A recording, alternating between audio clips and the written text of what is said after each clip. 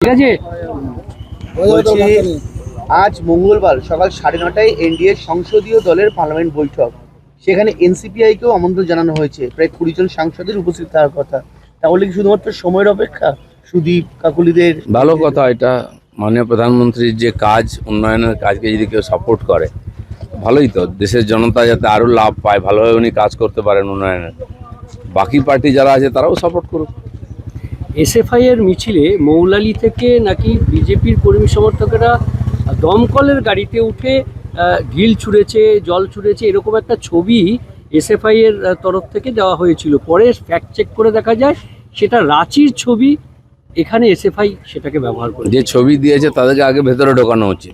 এই সমস্ত anti social যারা, তারা বিভিন্ন ব্যানার নিয়ে ঘুরে বেড়াচ্ছে আর তাদেরকে নিজেদের ব্যানারের তলায় নিয়ে আসছে, এ সমস্ত কটাকে ঢোকানো উচিত। আর আমাদের সরকার ঢোকাবেও, সব ভিডিও আছে। দাদা, আজকে সংঘ পরিবার পথে নামছে, ছাত্র শিক্ষক অধ্যাপক শিক্ষাকর্মীরাই মহামিছিলে থাকছেন। মূলত যেভাবে গুন্ডামি চলেছে সেই প্রতিবাদে তারা আজকে রাস্তায় নামছে, যে কিভাবে দিল্লি থেকে গোটা দেশ জুড়ে চলছে এই ধরনের গুন্ডামি বা অন্যান্য বিষয়। সমস্ত দেশবাসীর এই ককরোচ জনতা পার্টি এবং তার সঙ্গসাথী যারা দেশের বিরুদ্ধে আন্দোলন করছে তাদের বিরুদ্ধে আওয়াজ তোলা উচিত। বিধানসভায় আমাদের বিধায়করা এর বিরুদ্ধে বিরোধ দেখিয়েছেন, কালো ব্যাচ পড়েছেন। সারা দেশ জুড়ে বিরোধিতা হয়। এরা ভেবেছে যা ইচ্ছা করতে পারে, এটাই গণতন্ত্র। তা চলতে পারে না।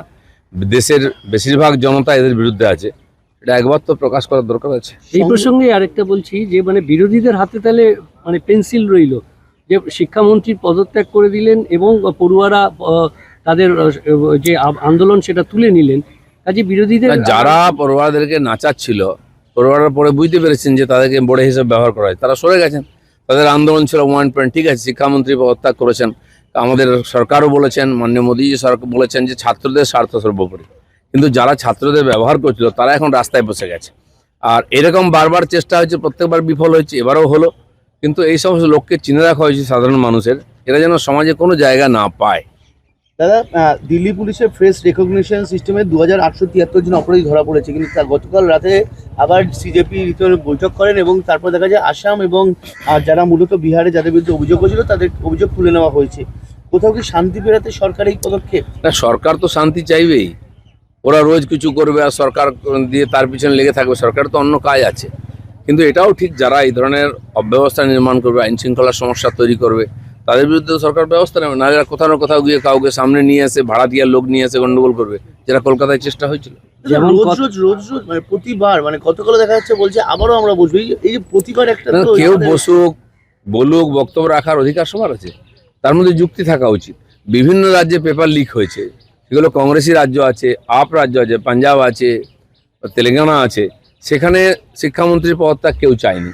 আর যাদের সরকার তারা এখানে শিক্ষামন্ত্রীর পদত্যাগ চাইছে, তার মানে বোঝাই যাচ্ছে এর পিছনে একটা কিছু উদ্দেশ্য আছে।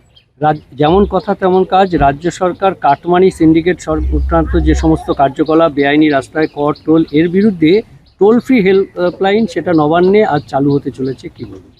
সাধারণ মানুষ যে কোনো জায়গায় সমস্যায় ভুগলে সবসময় পুলিশ কমপ্লেন নেয় না। তো সেই জন্য সরকারের কাছে ইনফরমেশন আসা উচিত যে কোথায় কি সমস্যা চলছে, নাহলে সমাধান কী করে করবো। এই ধরনের সব ধরনের এই ধরনের টোল ফ্রি নম্বর বিভিন্ন ডিপার্টমেন্ট থেকে আসছে। আমাদের পঞ্চায়েতেও আছে। আমরা নতুন নম্বর জারি করছি, পঞ্চায়েতে কাজ না হলে সেটা মানুষ জানাবেন সমস্যায় পড়লেন। আর এভাবে সাধারণ মানুষের জীবনযাত্রাতে কোনো রকম বাধা যাতে না আসে, সরকার সব চেষ্টা করছে। আয়ুষ্মানের যারা অন্তর্ভুক্ত না তাদের জন্য 5 লক্ষ টাকার পারিবারিক স্বাস্থ্য বীমা চালু করলো রাজ্য সরকার। এটা গরিব মানুষরা তো কতটা উপকৃত হয় বলে মনে করছেন? সরকার ভেবেচিন্তেই করছে সব। অনেকে হয়তো তার আওতায় আসছেন না বা তাদের নাম আসেনি, সেসব লোককে, আগে তো স্বাস্থ্যসাথী ছিলই কিন্তু কার্ডটাই ছিল, কাজ হতো না কিছু। বহু হসপিটালে ট্যাক্স বাকি, তারা গেলেই বলতো বিল বাকি, আমরা ভর্তি নেবো না। তো আমরা দুটোই, যেটা আগেও বলেছিলাম আমরা, যে দুটোই দিক। কেন্দ্র সরকার দিচ্ছে, নেবো না কেন? আমরা সাধারণ মানুষের জন্য দিচ্ছে, সাধারণ মানুষের টাকায় সমস্ত প্রকল্পের লাভ আমরা সেটাও নিয়েছি।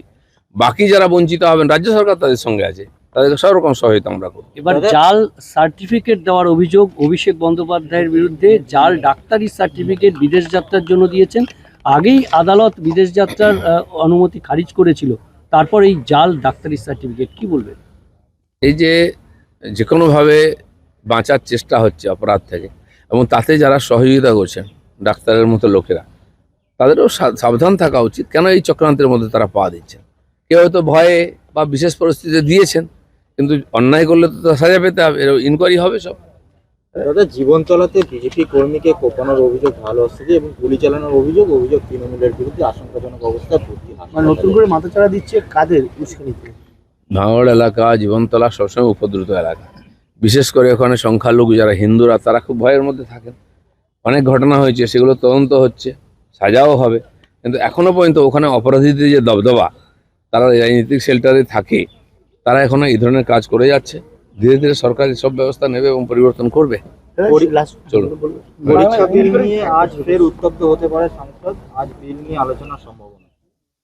দেখুন, সরকার এই সমস্যার সমাধানের জন্য বিল নিয়ে এসেছে। যারা লাফাচ্ছিলেন তাদের এই বিলকে সাপোর্ট করে আইন পাস করানো উচিত। তারা আইনও করতে দেবেন না, নিজেরা লিকও করাবেন, সরকারকে বদনাম করাবেন, এটা চলতে পারে না। সরকার করবে, 370 ধারা বাতিল করে দিচ্ছে এটাকে।